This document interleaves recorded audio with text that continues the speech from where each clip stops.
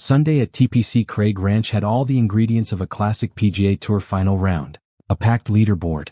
The world number one in contention. A Texas crowd fully behind their guy. And then, almost out of nowhere, one player completely took over and changed everything.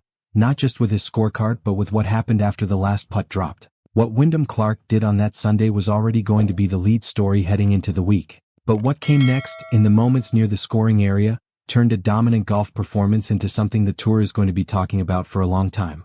This is not just a story about a low round. This is a story about competition, respect, and whether one comment crossed a line that even elite athletes do not usually cross.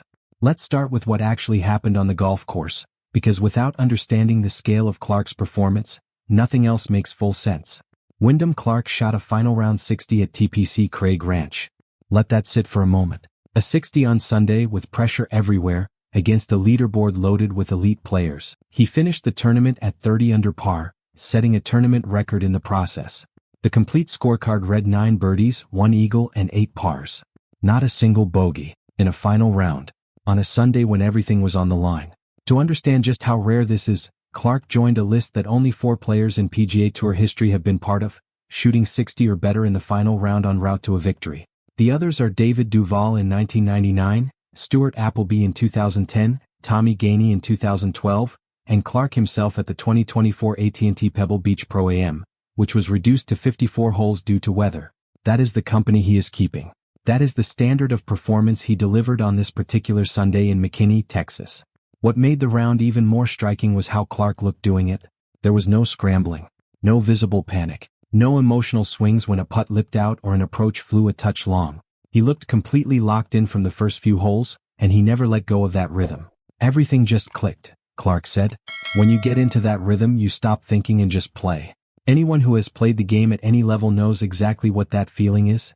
That state where the process becomes automatic and the results take care of themselves. On Sunday, Clark was deep in that state for an entire round of competitive golf against the best players in the world. The birdie putts dropped. The approach shots were dialed in.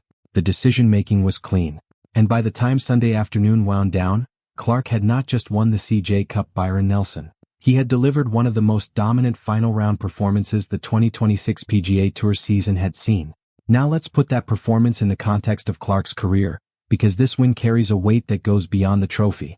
This was his 4th career PGA Tour victory, but the circumstances surrounding it matter far more than the number itself. He did not just win a tournament on a soft week with a thin field. He beat Scottie Scheffler, the world number 1, the most dominant player in professional golf over the past 2 years, by 5 shots. He beat Siwoo Kim by 3. He set the tournament record at 30 under par. These are not soft victories. This is a player going straight at the top of the game and coming out ahead. The timing of this win also cannot be ignored. Major season is right around the corner. The biggest events on the calendar are approaching, and Clark just announced his presence in the loudest possible way. When players peak before majors, when they find their ball striking and their putting clicking at the same time, that is when things get dangerous. And right now, Wyndham Clark looks dangerous. What makes the timing even more remarkable is what happened the week before this win. Clark missed the cut at the PGA Championship. One week he is heading home early on Friday. The next week he is shooting 60 on Sunday and breaking tournament records. That is what golf does. That is what makes the sport impossible to predict and endlessly compelling to follow. Before getting to the moment that has everyone talking, it is important to give Scottie Scheffler the credit he deserves for how he performed this week, because the narrative around this situation does not work without understanding his side first. Scheffler finished the CJ Cup Byron Nelson at 25 under par. On most weeks on the PGA Tour, that score wins comfortably. 25 under is not a number that usually puts you on the wrong end of a leaderboard. He was consistent throughout all 4 rounds. He was contending like a world number 1 is supposed to contend. He was applying pressure, staying near the top, and doing everything right. His post-round comments were measured and professional. When asked what he made of Clark shooting a 60, Scheffler was straightforward. "I didn't get to see much of it, he was the group in front of us," he told reporters. "I would assume, what did he shoot, 60? I would assume he hit it pretty good and made a whole lot of putts. Yesterday he putted really good. The only putt I can really remember him missing, he missed 2 putts on the last couple holes. Outside of that, he was holing everything yesterday." He followed that by saying, "Sometimes you've just got to tip your cap and say good playing, and 60 was going to be pretty tough to beat today." That is a professional assessment from the world number 1. No excuses. No deflection. He acknowledged that Clark simply played better and that the score was nearly impossible to match. He also reflected honestly on his own round, saying, "I hit it decent to good and I hold a few putts. I didn't hole a bunch of putts or hit it incredible. Overall, I felt like I was close this week, but like you said, a few shots out of it." Scottie Scheffler clearly isn't at his scintillating best right now, but the fact that he contended at the CJ Cup Byron Nelson underlined his exceptional competitive nature yet again. His second win of the season clearly isn't too far away. He came into the final round with a genuine chance to win, played a 65 and still lost by 5. That is not a failure of effort or preparation. That is simply what happens when another player on the same golf course shoots 60. And now the moment. After the round concluded, Clark approached Scheffler near the scoring area. What happened next was not captured on camera in any widely distributed clip, but both players addressed it publicly, and their accounts tell you everything you need to know about how differently it landed on each side. According to reports, after Scheffler walked over to congratulate Clark on the win, Clark smiled and said something along the lines of, "You're not the same anymore, man. Now you're just chasing leaders." Read that again. This was said to Scottie Scheffler, the player who has spent the better part of the last 2 years as the best golfer on the planet. The player who contended this very week. The player who, just moments earlier, had finished at 25 under par in a tournament where anyone else in the world would have been celebrating. Scheffler addressed it directly with the media afterward. "I didn't take it as a joke. It felt a bit disrespectful." He did not go further than that in terms of attacking Clark publicly, but those words were deliberate and controlled. When someone like Scheffler, a player known for his composure and professionalism, says something felt disrespectful, he means it. His follow-up comment added even more weight to the situation. "We all want to win," Scheffler said, "but there is a way to carry yourself too." That sentence is doing a lot of work. That is a player drawing a line between competitive fire and conduct. That is not venting. That is a principled response from someone who clearly felt the comment crossed a boundary. Clark moved to address the situation shortly after. "We compete hard out here. Sometimes things get said in the moment. I've got nothing but respect for Scottie. It was a walk back and a reasonable one given the circumstances. The adrenaline of shooting 60 and winning by 5 is genuinely difficult to quantify. Athletes in that state say things they might not say an hour later when the adrenaline has leveled off. But here is the thing, the explanation does not erase the comment, and it does not change how it landed. Fans are already splitting on this, and it is not hard to see why there are two legitimate camps. One side says Clark was just talking competitively in the heat of the moment. He had just delivered one of the best rounds of his career. He was overflowing with confidence. In that emotional state, a competitive comment directed at a rival is not completely outside the norm. Athletes at the highest level of any sport say sharp things in moments of triumph. It does not always mean there is malice behind it. The other side says there is a line between confidence and disrespect, and this comment crossed it. Scheffler had just played 4 professional rounds of golf, contended until the very end, and came to the scoring area to offer a genuine congratulation. Responding to that with a comment about him chasing leaders, implying he has declined from the dominant force he once was, is not competitive trash talk between rivals. That is a different kind of comment. That is personal. What makes this more complex is the factual basis for the claim. Scheffler is still the world number 1. He is still consistently near the top of leaderboards every single week. He has not suddenly dropped off.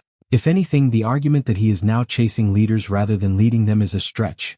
One dominant Sunday round from Clark does not rewrite the competitive landscape of professional golf. What it does do is plant a seed. And that seed has implications for everything that happens on the PGA Tour going forward.